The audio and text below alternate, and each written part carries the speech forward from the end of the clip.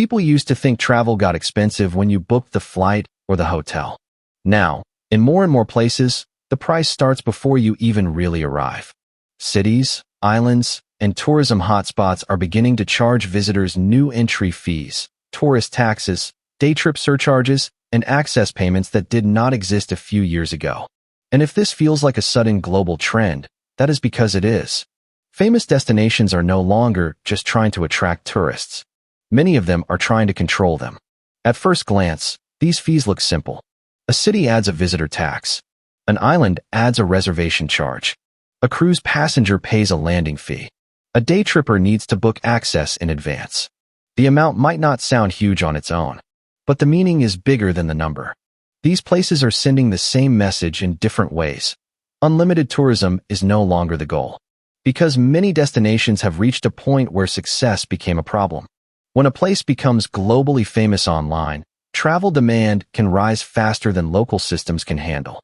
Streets get crowded, housing gets more expensive, waste management becomes harder, transport gets overloaded, and residents start feeling like their own city is turning into a themed backdrop for short-term visitors. The old tourism model rewarded volume.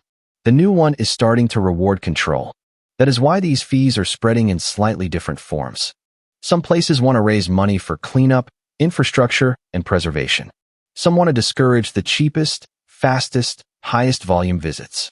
Some want better forecasting so they know how many people are coming and when. Others want a political signal that they are doing something about overtourism, even if the fee itself is modest. And this is not just about beautiful old cities in Europe. The same logic can apply to beach islands, heritage districts, national parks, cruise ports, and highly photographed neighborhoods. Anywhere that tourism demand is intense and local capacity is limited becomes a candidate for some version of pay-to-enter, pay-to-visit, or pre-book-to-access. For travelers, the biggest change is psychological. A destination fee turns tourism into a managed system rather than an open flow. You are not just buying transport and accommodation anymore. You may also be buying permission, timing, and access. That makes trip planning more bureaucratic, but it also reveals what travel is becoming. Less spontaneous in the most crowded places, more structured, and often more expensive around the edges. There is also a class question underneath all of this.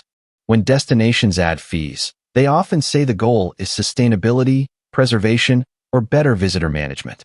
Sometimes that is true, but it also means travel becomes easier for people who can absorb extra costs and harder for those who cannot. A small fee may not stop a high-income traveler, but several fees layered across transport, accommodation, local taxes, reservations, and attractions can absolutely reshape who gets to travel comfortably. That is why the most important question is not whether one specific fee is reasonable. It is whether a destination is using pricing as a real management tool or just as a revenue patch. If the money clearly goes into transport, cleanup, public toilets, environmental repair, and crowd control, travelers may accept it more easily. If the system feels opaque, badly explained, or purely extractive, people start seeing it as another travel penalty.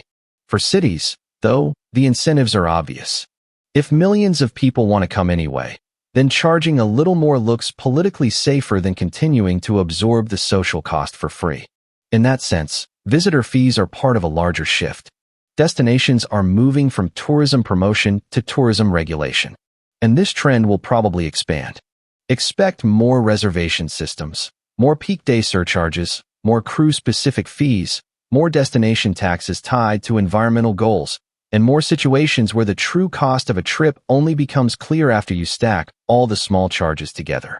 What looks like a minor travel fee today may be the early version of a much more managed tourism economy. So why are famous cities now charging you just to enter?